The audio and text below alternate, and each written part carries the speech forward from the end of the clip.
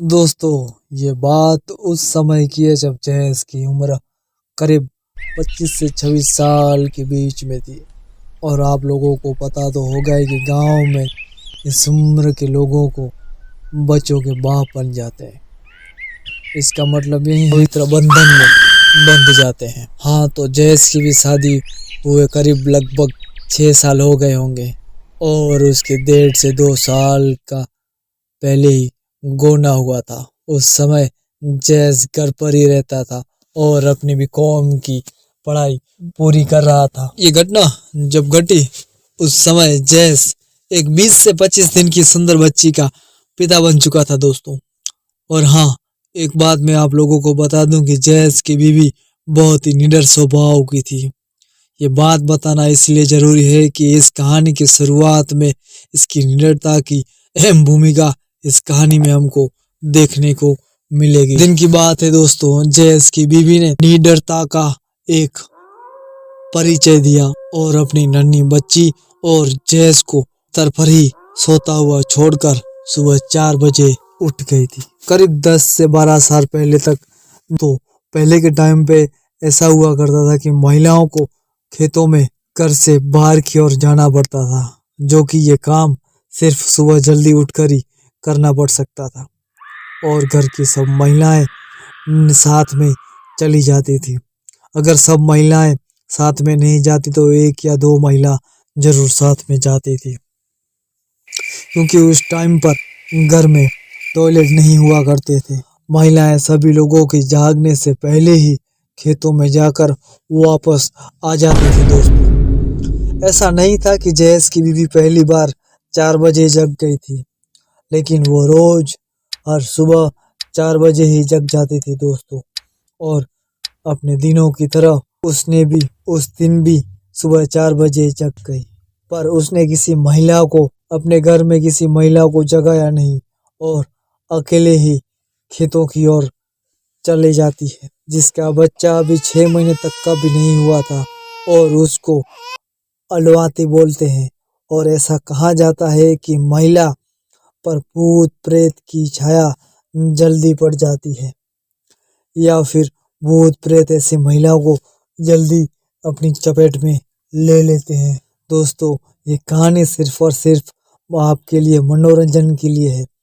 इस कहानी से रिलेटेड किसी भी प्रकार का अंधविश्वास का बढ़ावा देना नहीं है। इसे सिर्फ और सिर्फ एंटरटेनमेंट के माध्यम से सुने दोस्तों। इसीलिए ये अलवाती महिला जिस घर में भी रहती है वहाँ आग जला कर रखते हैं या कुछ लोग इनके तकिए के नीचे चाकू जैसे सामान कुछ रख देते हैं।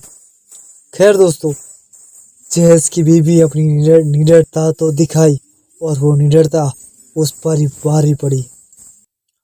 वो अकेले ही घर से काफी दूर खेतों की ओर निकल पड़ी हुई थी। हुआ यही कि उस समय चुड़ैल उधर घूम रही थी और ना चाहते हुए भी उसने जैस की बीवी पर अपना डेरा डाल ही दिया। हाँ, फर्क सिर्फ इतना था कि वो पहले दूर दूर से ही जैस की बीवी का पीछा कर रही थी, पर अंत में उसने अपने आप को रोक नहीं पाई और जैस की बीवी पर अपना डेरा जमा लिया। जैस की बीवी घर पहुंची, उस पर वो चुड़ैल अब सवार भी हो चुकी थी। जैस भी लगभग अब उठ चुका था। तब घड़ी में टाइम से लगभग 5 बज चुके थे और भैंस को जैस चारा देने के लिए घर से बाहर चला गया।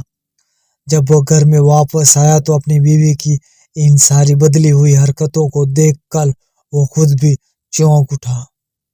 जब वो घर के अंदर आता है तो उसने देखा कि उसकी बच्ची रो रही है और उसकी बीवी आराम से पलंग पर बैठकर पैर पसारते हुए कुछ गुनगुना रही है। जैसे एक बार अपनी रोती हुई बच्ची को देखा और दूसरी बार ही दांत निपोड़ते और अलग पलंग पर बेखौफ बैठी हुई अपनी बीवी को बड़ी गुस्से भरी नजरों से देखने लगा। उसको गुस्सा आया और उसने अपनी बच्ची को अपनी गोद में उठा लिया और अपनी बीवी पर गरजा। बच्ची रो रही है और तुम्हारे कान पर चू तक नहीं है। तुम्हें कुछ समझ में आ रहा है या नहीं? अरे ये क्या! जैस की बीवी ने तो जैस के इस गुस्से को बिल्कुल भी नजरअंदाज कर दिया और अपने में ही मस्त बनी रही। जैस का गुस्सा अब और ज्यादा बढ़ने लगा।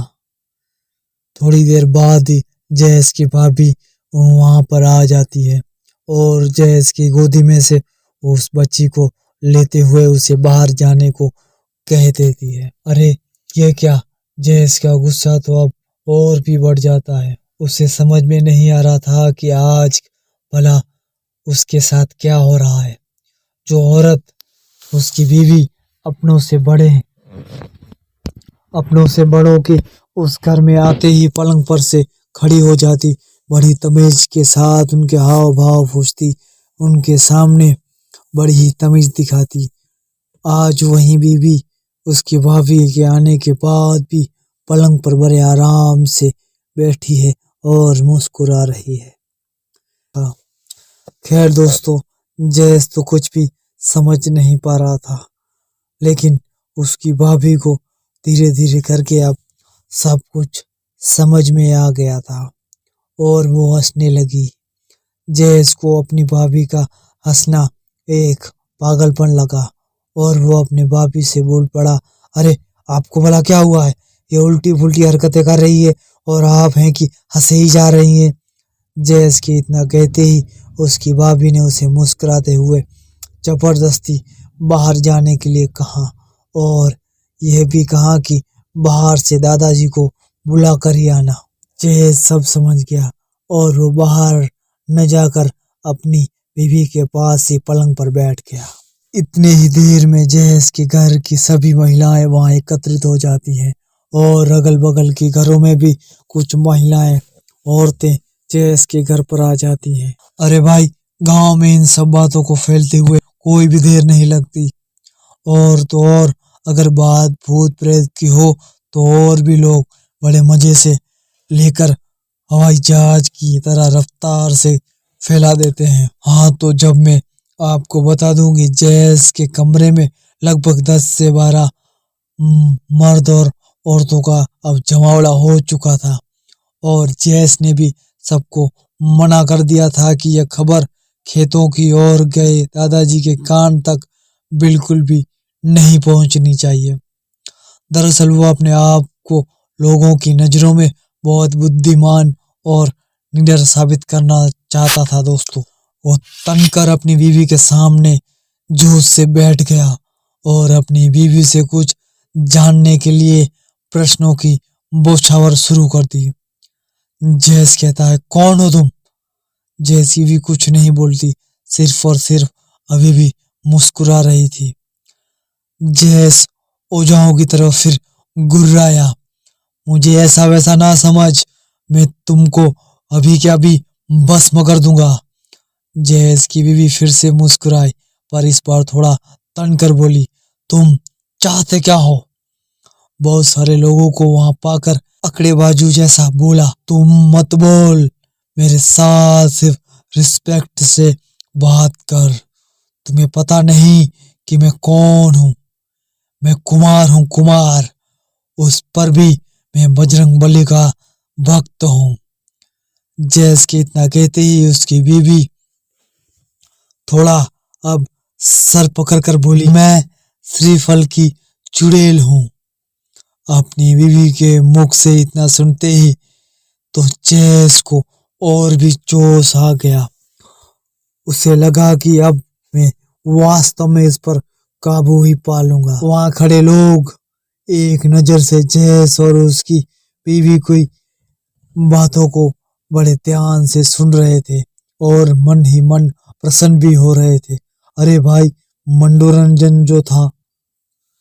जैस फिर बोला, अच्छा, पर तूने इसको पकड़ा क्यों है? क्या कसूर है इसका? तुमको पता नहीं कि ये किसकी बहू है और मैं नियमित पूजा पाठ भी करता हूँ? तब वो चुड़ैल बोलती है कि मैंने इसको जानबूझकर नहीं पकड़ा, इसको पकड़ना तो मेरी मजबूरी हो गई थी। इस हाल में अकेले ही बाहर गई क्यों? खैर, अब मैं जा रही हूँ। मैं खुद ही अब अधिक देर यहाँ नहीं रुक सकती। जयेश अपनी बीवी की इन बातों को सुनकर बोला, क्यों? भला क्या हुआ? डर गई ना मुझसे? जयेश की इतना कहते ही फिर उसकी बीवी मुस्कुराई और बोली, तुमसे मैं क्या डरूंगी रे? मैं तो उससे डर रही हूँ जो इस घर पर लटक रहा है और मुझे बार बार जला रहा है। अब उसका ताप भी मुझसे सहन नहीं हो रहा है। दरअसल ये बात थी कि जयेश के घर के ठीक पीछे एक पीपल का पेड़ था और गांव वाले उस पेड़ को बांसदेव बाबा कहते थे। गांव वाले उस पेड़ को भगवान का दर्जा देते थे। लोगों का विश्वास था कि इस पेड़ पर कोई अच्छी आत्मा रहती है, सहायता करती है, और गांव वाले उस पेड़ को अच्छा मानते थे। और लोगों का ये भी विश्वास था कि इस पेड़ पर कोई अच्छी आत्मा रहती है, सहायता भी करती है। कभी कभी तो लोग इस पीपल के नीचे जेबनार आदि भी चढ़ाते हैं। और हाँ, इस पीपल की एक डाली जयेश के घर के उसी कमरे पर भी लटक रही थी जिससे जयेश की बीवी भी रहती थी। अपनी बीवी की ये बात सुनकर जयेश हंसा और बोला, मत जा रे, रह जा।